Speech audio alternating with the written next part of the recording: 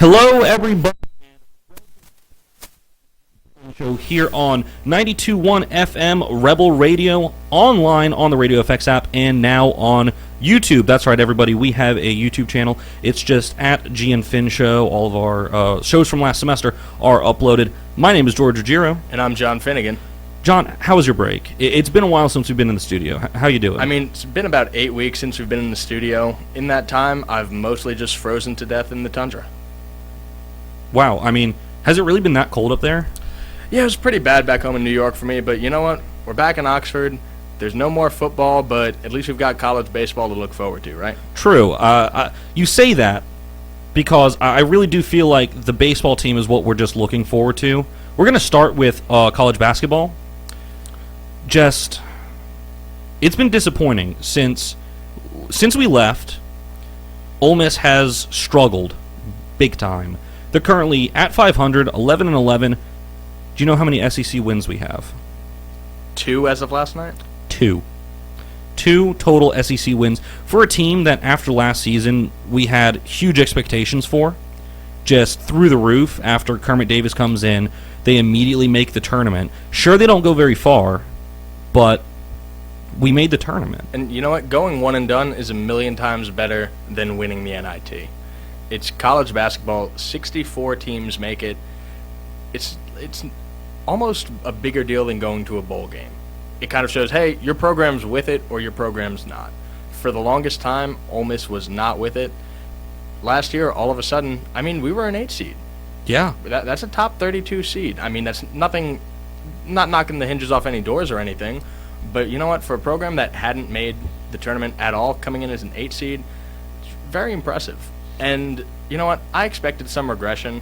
I expected to see us in maybe the 11-12 range for Power 5 program, which isn't terrible, but it's in the tournament, which is more than Ole Miss has been in the past.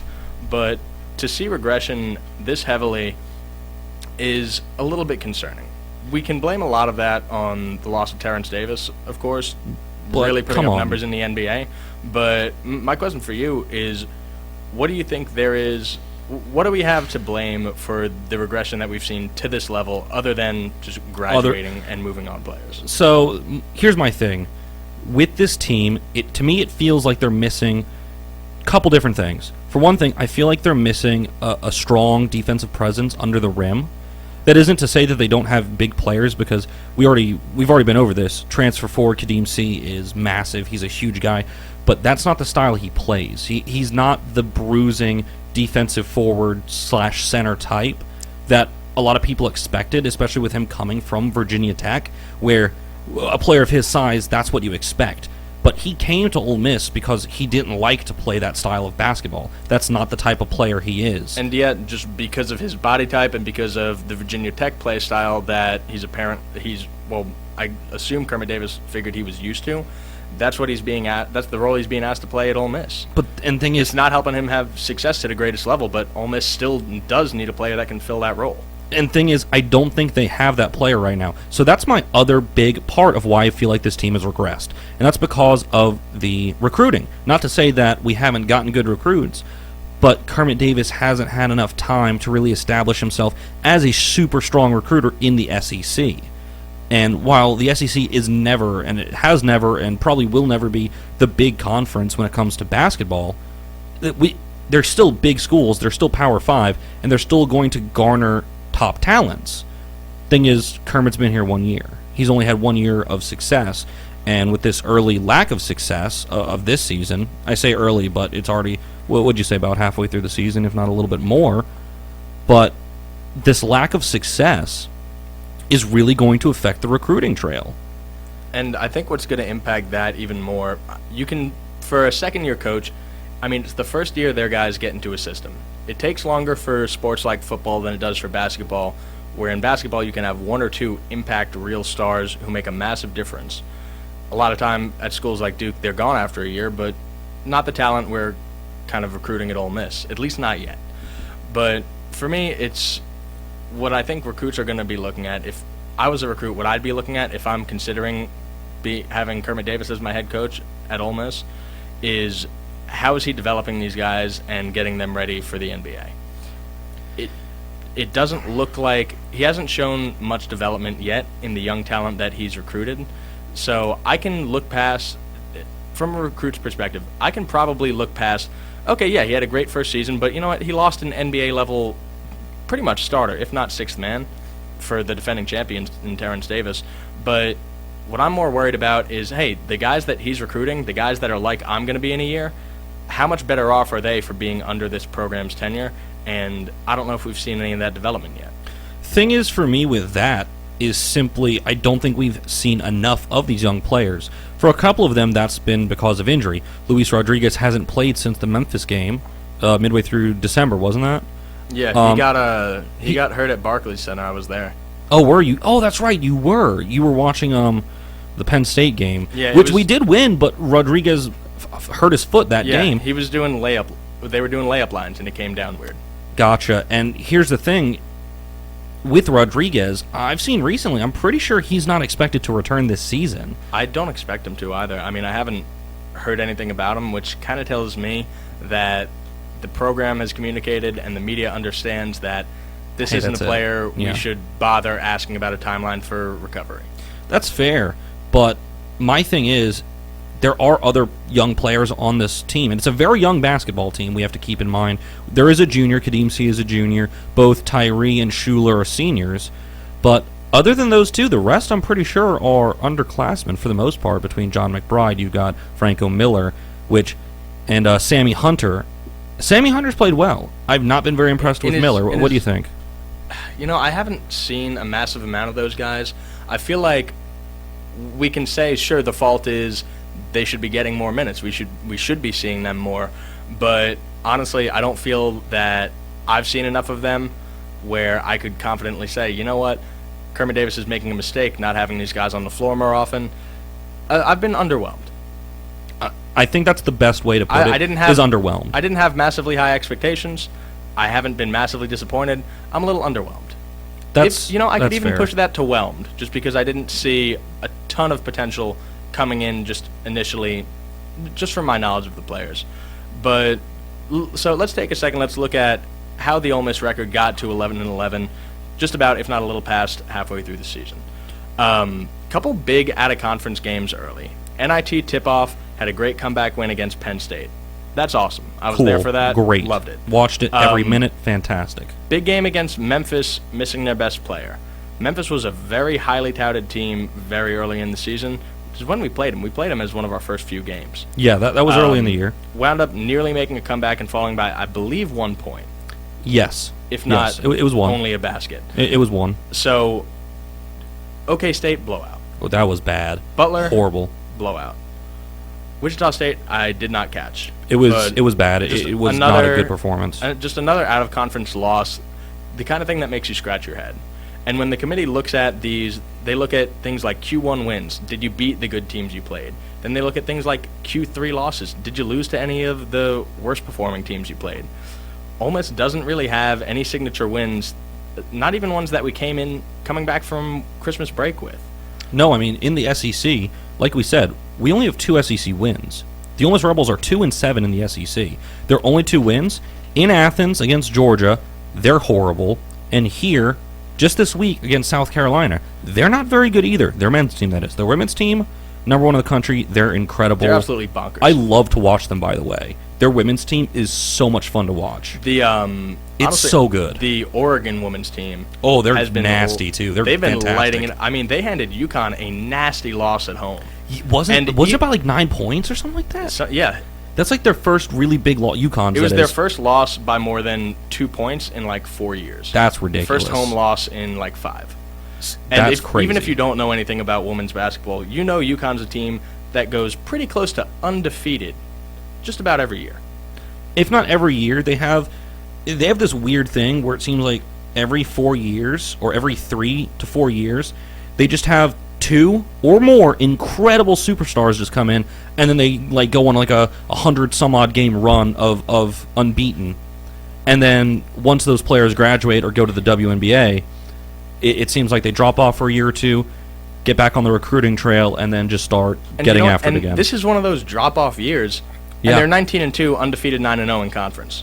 We say that as That's bonkers. That's and you know what? Oh, I need to be man. honest. My limited knowledge of women's college basketball does kind of end with the few games I've seen, but Oregon's been fun to watch. You know what? If you catch one of those games on, if that's what's on ESPN, Watch there's it. nothing. It's so much fun. You know what? There's no better sports on. There's a reason it's on ESPN. Do Yeah. yourself a favor. You might enjoy it.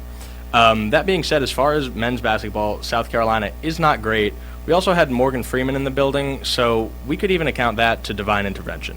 We can't even Honestly, say that we was the needed Ole Miss it. program. I feel like we really needed it for that one. But thing is, the rest of our SEC schedule so far, it's not like we've played. Well, we have played the best teams in the conference, but it's not like we've played the absolute best. And- So we have 2 L's against LSU, 1 here and 1 in Baton Rouge.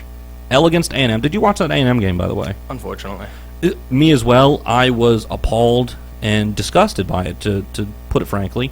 We have an L to Tennessee, a very good basketball school.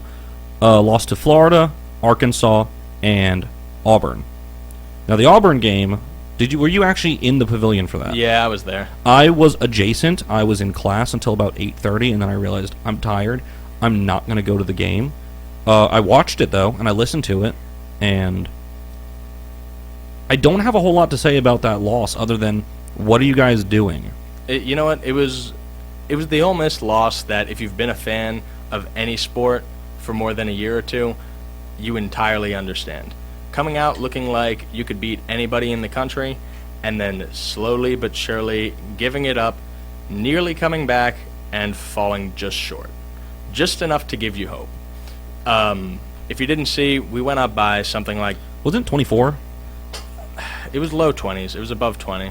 I know it was at least 20, and I want to say usually- 20, 21 or 23 sounds right, but in that ballpark. Either way, in the range of 20 to 24, Yeah, but because it definitely wasn't 25. a halftime lead of that size. I mean, 21 is what we came back against Penn State or against Penn State with, and you know what? That is a lot of points. But in basketball in particular, a switch can really get flipped. With so few players on the court, if you're getting exploited by 1, 2, even 3 different looks, whether it's on offense or defense, there's enough time in halftime for your coach to shut those down, and it's a lot easier to make a second half comeback in basketball than I'd say just about every other sport.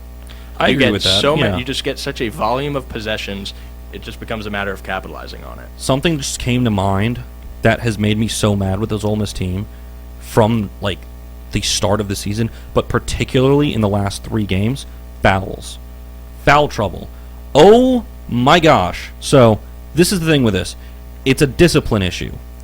To me, that shows that there is a problem with the level of discipline that this team plays with. Of course, officiating, it's very subjective, but when you have multiple games in a row where you have players getting to 4 or more fouls, that's too much. That's ridiculous. Listen to this. Against Auburn, here, we had 2 players foul out completely. In regulation. In regulation, in Baton Rouge, we had 3 players foul out. That game didn't even go to double overtime. And what bothers me about the Auburn game, because look, players foul out. It happens. It can and should be avoided. There are times when you want to give a foul. There are times when that's the smart move, unless you're someone that has 3 or 4 fouls. Maybe you want to avoid it and just let them take the easy basket. But the Auburn game, it really stuck out to me because I watched Breein Tyree walk off the court with about 5 minutes left in regulation, and there were 15 more minutes of basketball played in that game. We wound up losing by 1. And you know what? Come we on. sure would have liked to have him. 5 minutes for a chance to score 1 more point 3 times is all we needed. If he scored 1 extra point than we would have without him on the court, it doesn't go to overtime. Yep. Same thing in overtime, we win. Same thing in double overtime, now we're going to a third. So that's the kind of guy that you miss.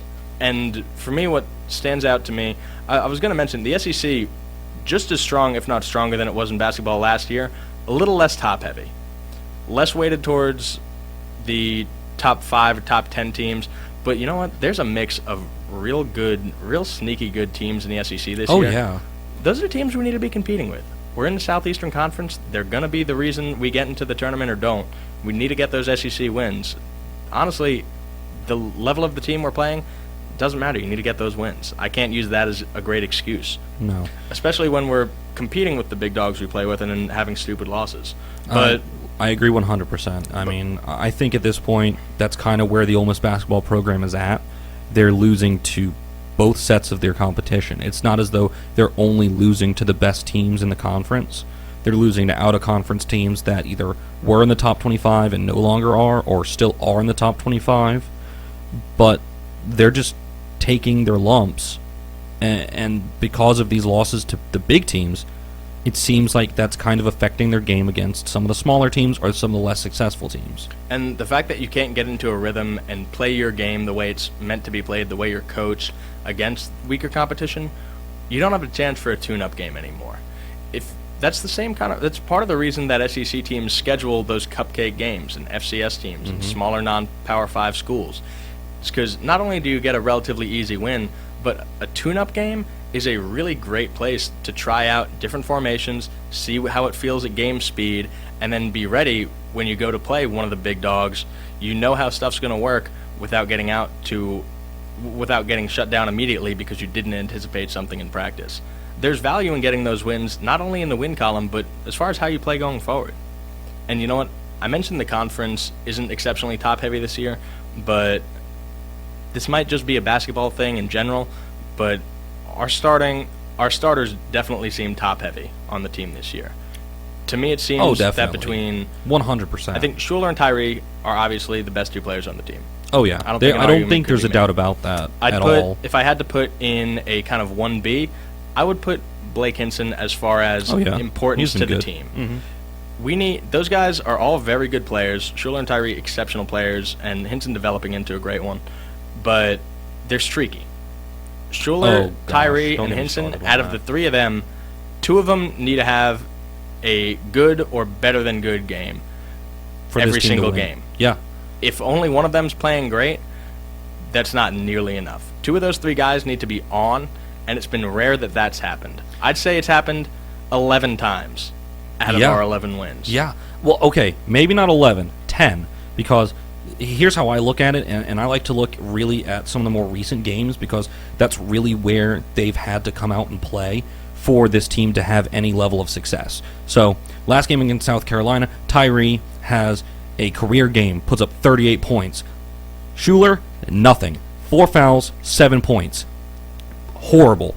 Last game against LSU in Baton Rouge. Schuler, 33 points. Fantastic game. Tyree, horrible. All game. It seems like they can never work out with each other when they're both going to have a good game, and they're just flip-flopping, and that's part of why this team is so inconsistent. And is it selfishness? Is it their play styles are naturally very individual and take opportunities away from the other? Is it the two players just aren't a scheme fit for each other to be on the court at the same time?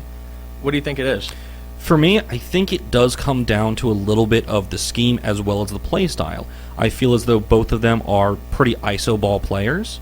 They're both very good from range. And the thing is, when one player is shooting 20 times a night or however many, that really takes away opportunities from the other. Because realistically, in my opinion, neither of these two are point guards. They both play like shooting guards. They both are iso. They like to take their man one-on-one. They drive the paint, and when it comes to passing, they're a lot better at distributing short passes off the screens instead of really being a facilitator of the offense. If you look at their assist numbers versus their point numbers, compared to other... You don't look at them. Exactly. There's nothing there. There really isn't much of a balance there because neither of these two are true point guards, even though they're being pushed into that role. And I think that's what's part of the problem of why this team really isn't playing so well, because they don't have one singular player to facilitate the game. And you know what? You need to get... you need to get your best players on the court. You need to fill every position of need, even if that means fitting a square block into a round hole sometimes, which is happening, it looks like, or at least it feels like, at multiple positions in the Ole Miss court. You need to do that kind of thing, but they're players that really don't have complementary skill sets. Exceptional ones, yes, but it's rare that you see a great pass by Schuler turn into a great shot by Tyree. It's a great dribble by Tyree, or a great dribble by Schuler, or a great pass from somebody else. Great skill sets, not necessarily complementary. And that's the thing. It's just that this team is so inconsistent, and I feel like that's kind of where this team is at right now, just in general. John, do you have anything else to say about this team, or do you think we should move on to a little bit of the rest of college basketball? You know what? I've kind of seen enough out of this team this year, and I think we've spoken about it enough tonight. So, yeah, let's talk about what it's like to be one of the big dogs in college basketball right now. So, for me, looking at this top 25, I like to use the AP rankings versus the coaches poll, just, had a habit with football. But there really isn't one major standout team or player that's extremely talented in basketball right now. I feel like the next NBA draft won't be like it was like this past year with Zion and RJ or John Morant. But what's great about this is just the high level of parity going on in college basketball right now. Wouldn't you know there is only one undefeated team left in all of college basketball, and I doubt it's one you would pick. You know what? It's one I know only from the maps. Yep. But the only undefeated team left, they were fighting with Auburn for a while. Auburn picked up their first loss a couple weeks ago. But San Diego State is still undefeated. They're 23-0. They are 23-0. Yep. They have not lost. Nope. Number 4 in the country.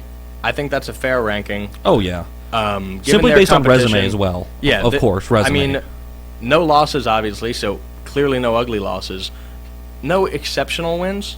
I mean, they beat but Kansas. Good wins against good teams. They beat Kansas. Yeah, that's a big win, but it's not one that skyrockets you to number 4 by itself. Exactly. And especially if you look at the top couple teams, like number 1 right now is Baylor. They are 20-1. They have a fantastic resume. They have 5 ranked wins already.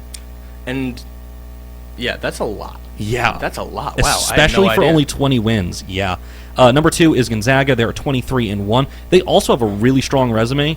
They play in a very, very competitive conference. 3 ranked wins. Yeah, and you know what? Those teams absolutely deserve to be there. Kind of where San Diego State's at right now, around number 4.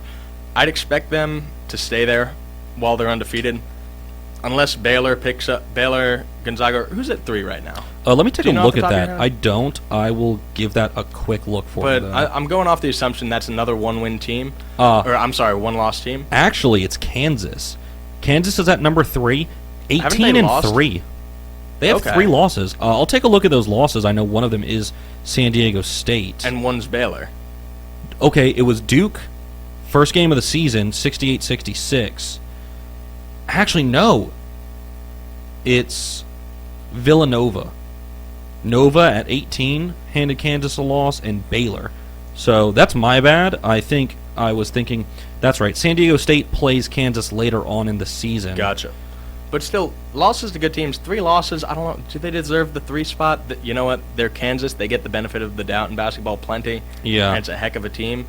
But Well, I'd let's- expect San Diego State to kind of sit in that spot right when UCF was ranked 6 in football indefinitely. Just look, you're not getting any higher, but we'll drop you once you lose. And it kind of strikes me as until somebody in front of them picks up an ugly loss, I don't see them moving. They're going to drop a couple games at some point, but what an exceptional team to watch so far. It takes a heck of a lot of skill, consistency, and depth to go undefeated through this point in the season. It is February.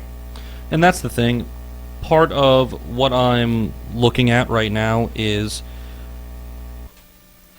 I'm looking at the San Diego State schedule. They actually don't have a really standout win. They've beaten Fresno twice, and Fresno is a historically solid basketball school. And the only other big win that I see on here is Creighton. And really, that's it. So, no massive splash win, But the thing is, but when you don't have a the loss, exactly. you know what? I think they are where they deserve to be. You can overcome your schedule in a lot of cases, and with March Madness, you'll always have the opportunity to play for a chip, as long as you're, a top 64 team in the country, which they've clearly proven themselves to be. But, it's exciting. It's not, I don't feel like you're going to run into just the buzzsaw that is Zion Williamson eventually, and your Keep season in will mind, come to R.J. an end Barrett was then. on that team as well. That's terrifying that Duke didn't do more last year. I know. Well, I mean, part of that to me is, didn't Virginia win it last year? Or was that 2 years ago? I'll be honest, I only watched round 1. Okay, And fair that was enough. mostly because I was in class. That being said, it feels like a fun college basketball season. Oh, yeah. I've never been the biggest fan, but being able to get into it last year and actually have something to look forward to come March. There's some good teams in the SEC. Auburn already played. LSU already played twice. Yeah, we Kentucky. took 3 L's between those, and Kentucky, of course. Those teams could always do something big. Always. That's the thing. All three of those teams, I should say, are all supremely talented. They're all usually very talented, but it takes a lot for them to put it all together. Not traditionally basketball schools. Exactly. Well, LSU is, I'd say, or at least close to. I mean, with Shaq. Yeah, you know what? If you had Shaq, Well, Kentucky also. you're Kentucky's indefinitely about. Well, oh yeah, Kentucky absolutely. Come on. I was more thinking Of LSU and Auburn, Auburn? LSU. Yeah. Just not traditionally basketball powers, at least not the way you think of them. So maybe less basketball resources than a school like Duke or Kansas. Just those top few blue bloods of the sport. But you know what? They've got massive Power 5 SEC resources. They've got the talent, and they can surely afford the coaches they've needed to Oh, compete. yeah. So, you know what? Keep an eye out for You those know who's teams. been It's not just surprisingly- Kentucky in the SEC anymore. You know who's been surprisingly bad this year? Almost. Well, surprisingly is the key word there. UNC. The Tar Heels. Did you say? Oh, I'm sorry. I got it in my head that you said surprisingly good. No, they've No, been no, awful. surprisingly bad, yeah. And, And that's kind of where I'm getting at with this is a very strong field instead of this being, the top couple teams. Because if you've kept up or watched, Florida State's been awesome. Illinois has played really well. Dayton has been really good. In Oregon, their men's team has also been so strong this year. It's one of those things where the top couple teams just haven't come out to perform. And that's what's been so interesting to me about this basketball season so far. yeah, and you know what? There's still a lot to be played. Still plenty of conference games, but I don't think I've got anything more on basketball. Do you? And I'm good. So I think we're going to go to a quick word from our sponsor. We'll be right back after this. Welcome back, everybody, to the G and Finn Show here on 92.1 FM Rebel Radio. We're going to get right back into this with a little bit of college baseball, starting off with, we're going to start doing some baseball, but we're going with college baseball first. The Ole Miss season is starting this coming Friday with a 3-game series against number 1 in the nation, Louisville. So I think I just want to do kind of a season preview in general to start. What do you think it's going to take for the Rebels to really be successful this season? I think it's going to take the freshmen stepping up in a big way.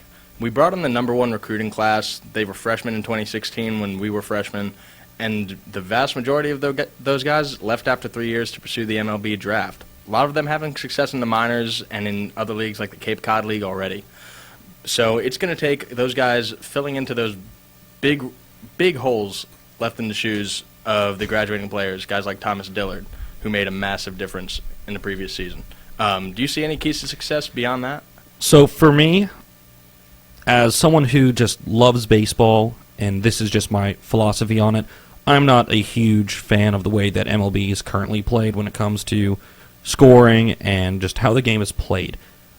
I prefer defensive baseball with guys that have a high batting average, get guys around the bases. So for me, I think the Rebs are going to have to lean heavily on their pitching staff for them to have any level of success, especially sophomore Doug Nikhazy. This is a very young pitching staff. They only have 5 upperclassmen in total in this entire staff. That's including starters and relievers. That's very young. And that's terrifying. It really is. Look, a team that relies on their pitching is always going to struggle. You can get unlucky breaks real easily. All it takes is one swing of the bat to put 3 runs, 4 runs even up on the board. You can easily be beat by good hitting. But when you've got dominant pitching, you're never going to lose an important series. Or you've got such a vastly better chance at winning those series. We can hope our young guys step up. There's some big shoes to fill, but we've got a lot of talent young on the roster. So while we're on the subject of pitching, young pitching especially, we got to address the elephant in the room. And it has to do with the man I just mentioned, Doug Nikhazy. On Monday, was that February 3rd, I believe it is, he was arrested for a DUI. And what's interesting to me, and I hate to say this, but it reminds me very much of Odell Beckham Jr. and Tom Coughlin. Because Mike Bianco has already said Nikhazy's not going to miss any game time, that the punishment has been levied against him in-house, and that's pretty much it. And Nikhazy, of course, has apologized, but doesn't it kind of feel that way, that almost might mean that Bianco's on the hot seat? You know, I don't want to push that to being an indication of Mike Bianco potentially being on the hot seat. I think there are other reasons he may be considering how secure his job is.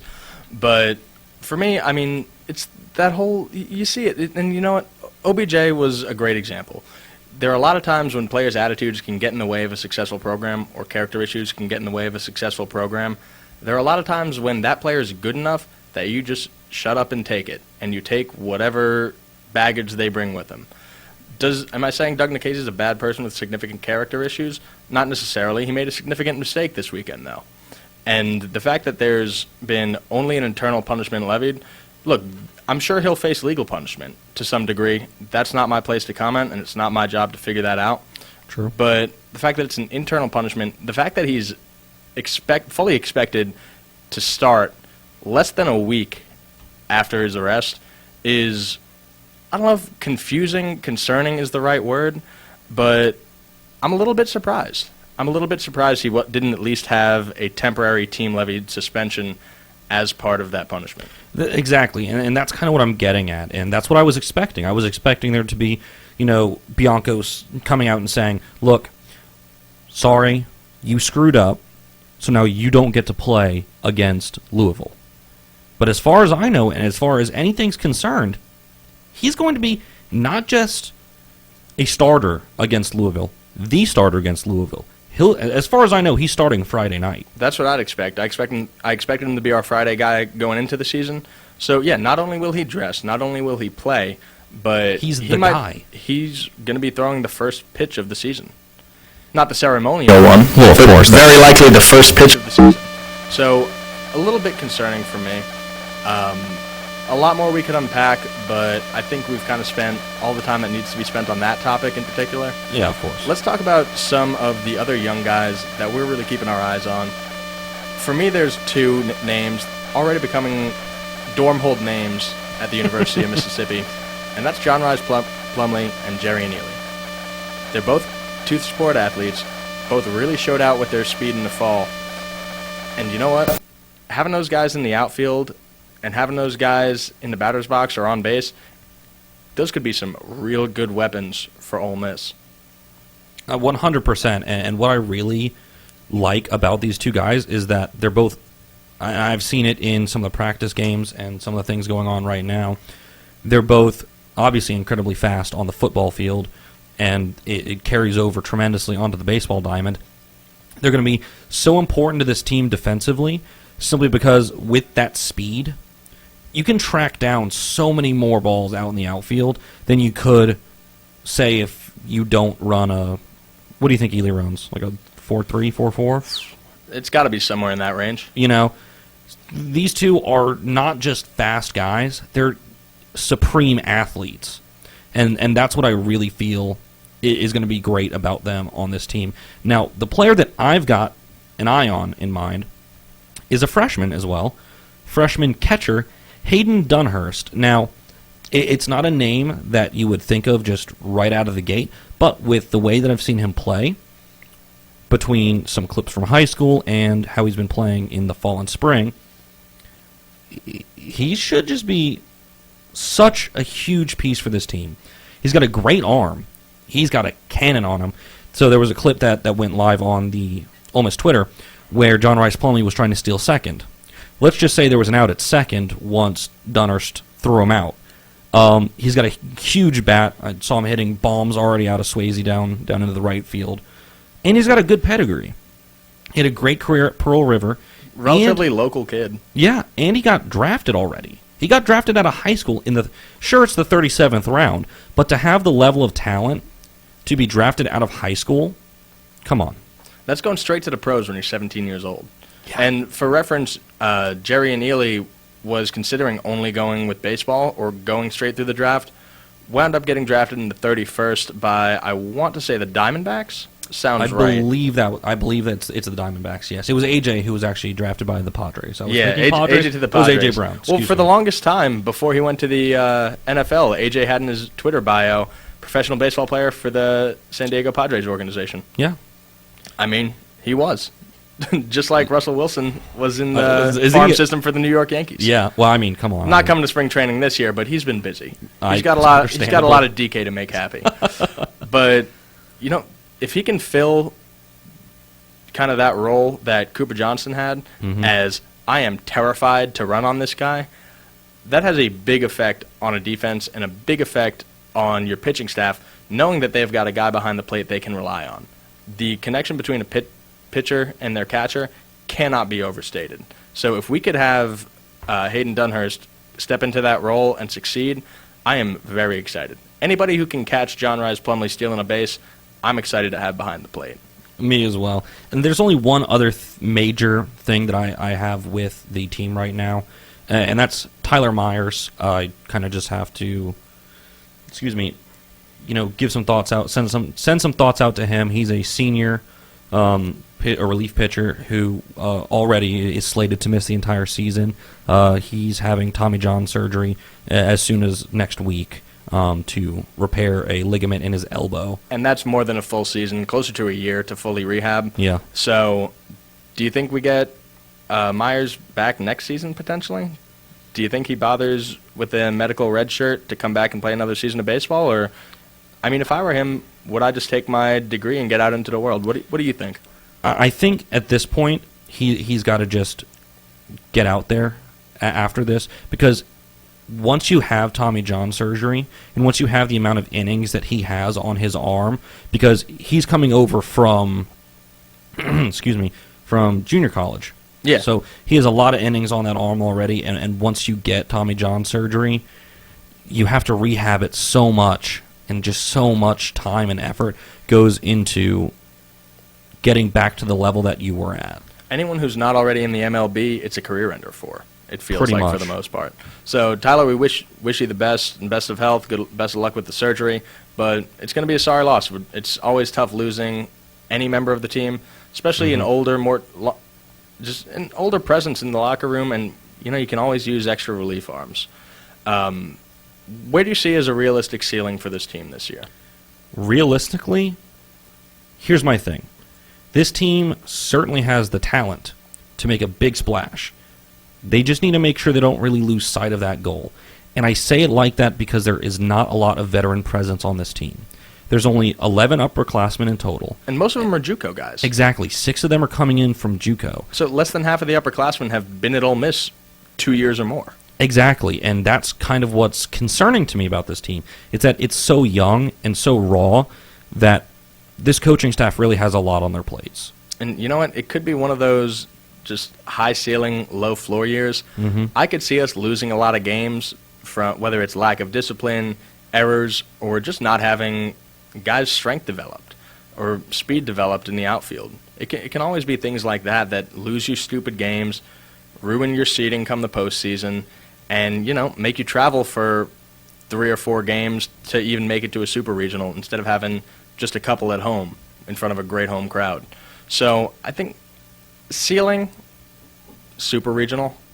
I could see us making it to, we're coming into the preseason, depending who you ask. College baseball polls are an absolute nightmare. There are 17 of them, and no one can agree on which one to listen to. There really isn't a consensus. There isn't. But anywhere in the 15 to receiving votes just outside of the 25 range is where Ole Miss is at the beginning of the season. Is hosting a regional a possibility? Absolutely. Certainly. If we host one, winning it's absolutely a possibility. Oh, yeah. But it would also be real easy to slip into that 16 to 32 range, travel for the regional, and not make it out against better competition. I completely agree. I genuinely think that this team is, like you said, high ceiling, low floor. And on the subject of baseball, now that I think we're finished up with Ole Miss's kind of preview, what is going on in Major League Baseball? I have no idea. So This has kind of been, and baseball always has a short off season, but this one's felt the shortest because it was the World Series, and then it was a massive amount. insanity.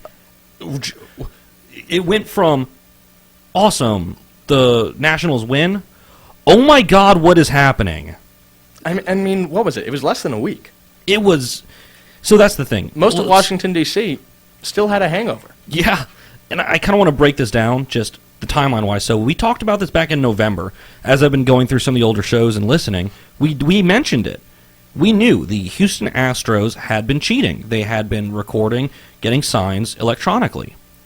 But here's the thing. Pretty much just as soon as the end of the postseason, the investigation ended. And then it was another little bit of limbo. They said, okay, so they know. What's going to happen to them? How are they going to get punished? Then they get punished.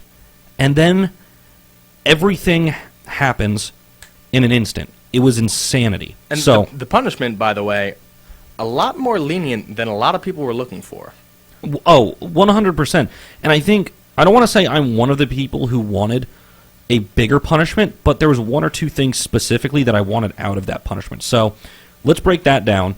A.J. Hinch, the manager, and Jeff Luhnow, the general manager, were both suspended for a year. And then within not even a day, I think it was a couple hours, both of them get fired by the Astros. Gone. The team was fined $5 million, which a lot of people said, oh, that's not enough. It's a slap on the wrist, but I believe that's the max. Is that the max under Yes. the, what is it, conditional bargaining? Yes, that's the maximum allowed with the CBA. And also forfeited their next 2 years' first and second round draft picks. Yes. For baseball, not as critical as in the NFL draft, but still, that means your two favorite guys in your pick range for the next 2 years, you're not getting them. No. So, and thing is, that's not where this story ends. This sent shockwaves throughout all of baseball because A.J. Hinch and Jeff Luhnow were not the only guys involved. This happened in 2017 when they won the World Series. So, who was the manager of the Houston Astros at that time? Not A.J. Hinch. It was Alex Cora. Alex Cora, Currently the manager of no one. Well, yeah, not anymore. Not anymore, he's not. So, he actually went, after 2017, Cora went to the Red Sox. What did the Red Sox do the next year?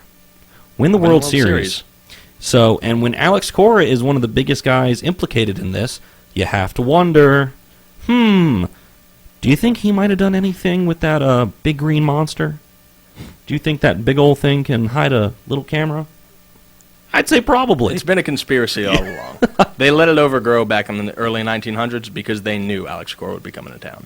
So, here's a fun thing. Alex Cora, before the investigation of Boston even starts, fired. Gone. Here's another thing. No players, bar one, was named in the investigation. Only one player on that Astros team was named, Carlos Beltran. Guess where he was at the time? Not playing. He's the general manager. No, he was the coach. He was the manager. Yeah, he was the manager. He was the coach of the Mets. Did not even get a single game behind the bench for the Mets. Fired. Beltran, out. So, player, while cheating, to manager, fired before it even started. Yeah. Before pitchers and catchers even reported. Exactly. And I believe Mets brought in Luis Rojas to replace Yes. Carlos Beltran. We'll see how that goes. I'm actually very into that. I think it's a good hire. I'm about that. Yeah. Pete Rose actually, just a couple days ago, Did you said see that? Yeah, I did notice that. I saw the headline a few days ago. But asking for reinstatement into the MLB, since the Astros didn't have their title vacated, his case is, you know what? Something must have changed. They must not be being that strict anymore. And he sent a long letter. I'm sure he had his lawyers draft something. It was like pages upon pages. The essence of it was, these guys did something way worse than I did, and you didn't kick them out of the league forever. Can I come back, please? And if I'm honest, if I'm the commish, I'm just like, nah. You know, it's not going to Nah. change anything. He's taking a stand. That's his hill to die on for the time being. It's not hurting his prospects at this point. But the Astros players essentially got a plea deal. Yes, They ratted that's on what was going on, and none of the players had anything bad happen to them. Mm-hmm. Well, here's the part of it that was really interesting to me is the guy who leaked it wasn't actually a player on the Astros when he leaked it, I should say. He was it's Mike Fiers. He's a pitcher for the Oakland A's, and he went public with it because obviously he had a problem with it, especially with the high level of success that the team was having.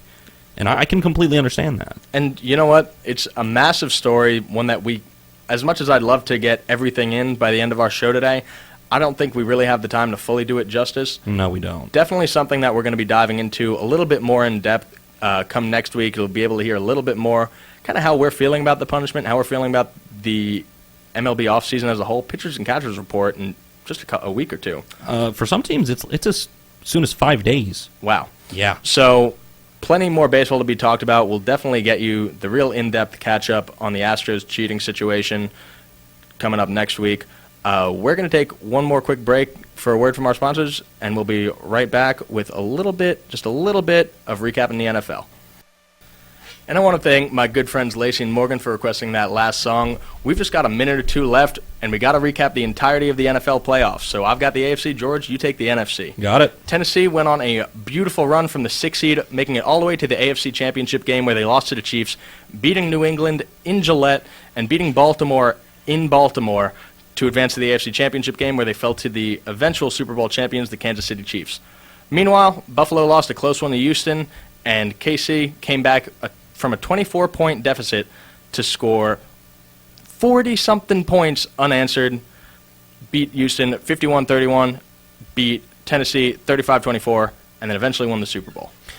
And from the other conference, it was something completely different. There was no crazy run by one specific team. Minnesota went into New Orleans and won again, 26-20, on a last-minute touchdown by Kyle Rudolph. A little bit of OPI on that one, maybe. Is the Saints losing in a heartbreaker to the lower-seeded team at home in the playoffs in the first round that surprising? No, that's why I said nothing really crazy happened. Minnesota goes to San Fran, gets slapped up. So on the other end of the bracket, Seattle plays in Philadelphia, wins that one easy. DK touchdown. Josh McCown played that game on a hamstring that did not exist. Then they have to go into Green Bay. Green Bay wins that one. Aaron Rodgers and it's Aaron Jones is their running back, correct? Yep. Believe so. And then Green Bay goes into San Fran. This one was a little bit tighter than I expected. San Fran comes out of that with a 37-20 win on the back of Raheem Mostert. I mean, Jimmy G threw like 8 passes total the entire game. He didn't throw a single pass in the third quarter. Then to Miami for the Super Bowl where they take an 11-point loss. Another huge L for Kyle Shanahan, who for another year has just choked in the Super Bowl. Keep in mind that's coming from his 28-3 loss. Well, he was offensive He was coordinator the OC of the Falcons for when- Super Bowl 51, the biggest comeback in Super Bowl history. Exactly. That's all the time we've got for today. We're excited to be back in the booth and bringing some sports news this semester. But until next week, I've been John Finnegan. And I've been George Ruggiero. And this has been the G and Finn Show on 92.1 Rebel Radio.